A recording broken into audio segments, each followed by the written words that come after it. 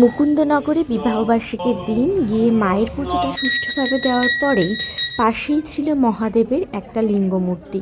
তো সেখানেই ঠাকুরমশাই খুব সুন্দর করে আমাদের পুজো দেওয়ালেন, আর তারপরে উনি বললেন আমাদেরকে জল ঢেলে নিতে মহাদেবের মাথায়। তো সেই মতো আমরা মহাদেবের মাথায় খুব সুন্দর করে জল ঢেলে নিলাম। একটা জিনিস কি জানো, যেটা হলো আমি কিন্তু বিয়ের আগে একদমই উলু দিতে পারতাম না, বিয়ের পরে এটা শিখেছি। কেমন দিতে পারছি তোমরা কিন্তু আমাকে জানিও।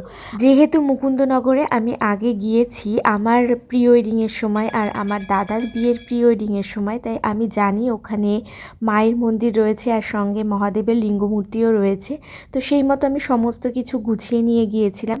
কিন্তু ওখানেই আরও কয়েকজন এসেছিল জল ঢালার জন্য, যারা কিন্তু প্রস্তুত হয়ে আসেনি। ওদের ইচ্ছে দেখে আমি আমার থেকেই ওদেরকে দুধ গঙ্গা দিয়েছিলাম মহাদেবের মাথায় জল ঢালার জন্য।